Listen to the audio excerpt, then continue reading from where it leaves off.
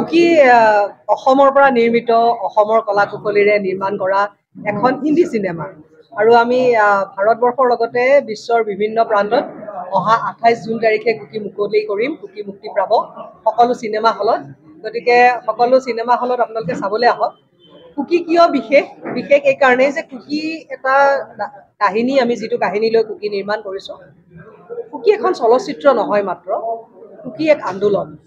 আমি এইখিনিয়ে ক'ব খুজিম যে আমাৰ চিনেমাখনৰ মাজতে কেৱল কুকি নাই, বিশ্বৰ গাঁৱে ভূঞে নগৰে চহৰে সকলোতে একোজনী কুকি আছে আৰু এই সকলো কুকিৰ কাহিনীয়ে আচলতে আমাৰ চিনেমা কুকিৰো কাহিনী। সেইকাৰণে কুকিয়ে সকলোৰে ওচৰলৈ কুকি আমি লৈ যাব লাগিব আৰু ৰাইজে যেতিয়া কুকি চিনেমাখন চাব তেতিয়াহ'লে বুজি পাব যে আমি কি ক'ব বিচাৰিছোঁ আৰু এই ছাবজেক্ট মেটাৰটো যিটো বিষয় লৈ কুকি নিৰ্মাণ কৰা হৈছে সেই বিষয়টো আমাৰ সকলোৱে এটা সচেতনতা সৃষ্টি কৰা উচিত আৰু সেই বিষয়টোক লৈ গাঁৱৰ সাধাৰণ নাগৰিকজনৰ পৰা চৰকাৰৰ উচ্চ আসনত বহি থকা বৰমূৰীয়াজনলৈকে সকলোৱে ন্যায় ব্যৱস্থাৰ লগত জড়িত ব্যক্তিৰ পৰা প্ৰশাসনৰ লগত জড়িত ব্যক্তিলৈকে সকলোৱে এই বিষয়টো আচলতে গুৰুত্ব সহকাৰে বিবেচনা কৰা উচিত। আজি সংবাদ জগতৰো যথেষ্ট দায়িত্ব আছে এই বিষয়টোক লৈ সচেতনতা সৃষ্টিৰ লগতে আইনো কিজানি সলনি কৰিব লগা হ'ব পাৰে, কিজানি আমাৰ মন সলনি কৰিব লগা হ'ব পাৰে, কিজানি সমাজৰ নীতি নিয়ম সলনি কৰিব লগা হ'ব পাৰে। গতিকে এই বহুত বিষয় আচলতে জড়িত হৈ আছে চিনেমাখনৰ কাহিনী ভাগৰ লগত। কি এজনী 16 বছৰীয়া মৰম লগা ছোৱালী আৰু নিজৰ কিছুমান সপোন আছে, সেই টিনেজ সৰু বয়সতে কৈশোৰ অৱস্থাতে অকমান প্ৰেম কৰিবলৈ শিকিছে, অকমান এটা ৰোমান্টিক এটা অনুভৱ আছে, কিছুমান কেনেকে নিজৰ জীৱন সংগী এগৰাকী হ'ব, কাৰ লগত জীৱনৰ মনৰ কথা পাতিব, তেনেকুৱা সপোনত বিভোৰ হৈ থকা এজনী পখিলা খেদি ফুৰা মৰম লগা ছোৱালী। কিন্তু হঠাতে কুকিৰ লগত নহ'ব লগা বহু ঘটনা ঘটি যায় আৰু কুকিৰ সেই সপোনবোৰ, সেই মৰম লগাখিনি, কুকিৰ ইন'চেঞ্চ যিখিনি মানে আছে, তেওঁৰ সততা, সেই গোটেইখিনি টানি আজুৰি মোহাৰি ছিঙি আচলতে নিঃশেষ কৰি দিয়া হয়। কোনে নিঃশেষ কৰিলে, কিয় নিঃশেষ কৰিলে, তাৰপিছত কুকিৰ কি হ'ল, কুকি জীয়াই থাকিল নে মৰিল, কুকি কি কৰিলে, কুকিয়ে কেনেকৈ আকৌ নিজৰ জীৱনলৈ ঘূৰি আহিলে নে নাহিলে, এই গোটেই প্ৰশ্নবিলাক চিনেমাখনত আছে, আপোনালোকে চালে বুজি পাব। এই চিনেমাখনত খুব কেইবাগৰাকীও বিশিষ্ট অভিনেতা অভিনেত্ৰীয়ে অভিনয় কৰিছে। ৰাজেশ টাইলাং, ঋতু শিৱপুৰী, দীপানিতা শৰ্মা, দেৱলীনা, বোধিসত্ত্ব আছে, ঋতিশা খাউণ্ডে মুখ্য চৰিত্ৰত অভিনয় কৰিছে। তাৰ লগতে আমাৰ সংগীততো বলীউডৰ সুনিধি চৌহান, দিব্যা কুমাৰ, মহম্মদ ফেজ, কৃতিকা শৰ্মা তেওঁলোকে গান গাইছে। মিউজিক ডাইৰেক্টৰ সকলো যথেষ্ট অভিজ্ঞ। আমাৰ অসমৰ মৰমৰ অমৃত প্ৰীতম আৰু দেৱজিৎ চাংমাই চাউণ্ড কৰিছে। গতিকে সকলো অসমৰ ভাল কলা কুশলী জড়িত হৈ আছে। অসমৰো কেইবাগৰাকীও বিশিষ্ট অভিনেতা অভিনেত্ৰী, যেনে আমাৰ বিভূতিভূষণ হাজৰিকা, আমাৰ মৃগেন্দ্ৰ নাৰায়ণ কোঁৱৰ আছে, তাৰপিছত প্ৰীতি কংকনা আছে, তেনেকৈ কেইবাগৰাকীও অসমৰ বিশিষ্ট অভিনেতা অভিনেত্ৰীও আছে চিনেমাখনত।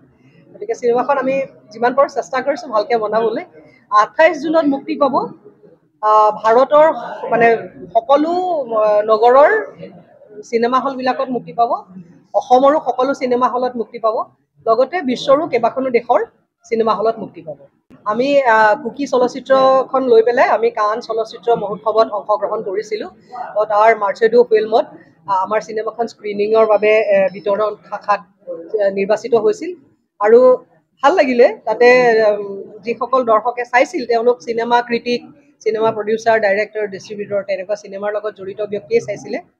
তেওঁলোকে কুকিখন চাই যথেষ্ট আৱেগিক হৈ পৰিছিল আৰু এটা মতামত সকলোৱে দিছিল যে চিনেমাখনৰ বিষয়বস্তু যিটো সেইটো লৈ আমি বিশ্বত আচলতে এটা সচেতনতা সৃষ্টি কৰা উচিত।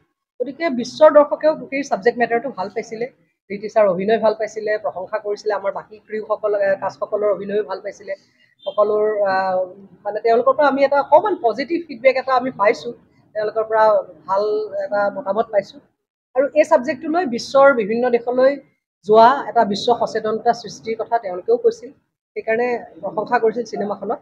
সেয়া আমাৰ বাবে এটা সফলতা বুলিয়ে ক'ব লাগিব। আৰু অসমৰ চিনেমা এখন ভাৰতবৰ্ষত মুক্তি দিয়া আৰু বিশ্বৰ বিভিন্ন চিত্ৰগৃহত মুক্তি দিয়াটো এটা চেলেঞ্জৰ কথাই আছিলে আমাৰ কাৰণে আৰু সেই পথত আমি এতিয়া আগবাঢ়িছোঁ। গতিকে ৰাইজৰ সহায় সহযোগ আশীৰ্বাদ আমি কামনা কৰিছোঁ। কেৰেক্টাৰটো প্লে কৰিছিলোঁ কুকিৰ কেৰেক্টাৰটো বৰ টান কাৰণ ইয়াৰ আগতে কেমেৰা সন্মুখত আহিছিলে আপুনি মই ইয়াৰ আগতে ৰবি শৰ্মাৰ লগত ইলিগেল ৱেব ছিৰিজখন কৰিছিলোঁ আৰু তাতে মই জেকৰ কেৰেক্টাৰটো প্লে কৰিছিলোঁ সৰু থাকোঁতে তুলা আৰু তেজা আৰু চুমা পৰশতে সৰু সৰু ৰোল কৰিছিলোঁ ডাঙৰ হোৱাৰ পিছত অলপ স্কুলতেই নাটক কৰিছিলোঁ আৰু তাৰপিছত নিউয়ৰ্ক ফিল্ম একাডেমীৰ লগত মই অলপ কোৰ্চ এটাও কৰিছিলোঁ এক্টিং শিকিবলৈ এতিয়া কুকিয়ে মোৰ এক্টিং জাৰ্ণিত প্ৰথম ডাঙৰ ছবি আৰু কুকিৰ লগত যেতিয়া মই কুকিৰ কেৰেক্টাৰটো প্লে কৰি আছিলোঁ তেতিয়া মই শুবলৈ টান পাইছিলোঁ খাবলৈ টান পাইছিলোঁ কেতিয়াবা চিন এটা দিয়াৰ পিছত মোৰ হাত ভৰি কঁপিবলৈ ধৰে আৰু মই কান্দিবলৈ আৰম্ভ কৰোঁ কাৰণ কুকিৰ লগত যি যন্ত্ৰণা হৈছে মোৰ লগত জীৱনত তেনেকুৱা হোৱা নাই ভগৱানৰ কৃপাত কিন্তু কুকিৰ কেৰেক্টাৰটো প্লে কৰাৰ পিছত মই এটা কথা গম পালোঁ যে মই এক্টিং কৰি আছিলোঁ আৰু মই সঁচাকৈ কুকি নহয় কিন্তু এনেকুৱা কুকি গাঁৱে চহৰে দেশ বিদেশত বহুত আছে আৰু এনেকুৱা কুকিৰ কাহিনী আমি এই চিনেমাখনৰ জৰিয়তে ক'ব বিচাৰিছোঁ যাতে আমি সমাজে এটা সলিউশ্যন আগবঢ়াব পাৰে এটা কুকিত সলিউশ্যন এটা দিয়া আছে আৰু সমাজে একেলগ হৈ পেলাই এইটো আমি আচিভ কৰিব পাৰোঁ সেইকাৰণে ৰোলটো প্লে কৰোঁতে যদিও মোৰ টান হৈছে মই এটা কথা গম পাইছোঁ যে বহুত গুৰুত্বপূৰ্ণ এটা কেৰেক্টাৰ আছিলে আৰু মোৰ বহুত ভাল লাগিলে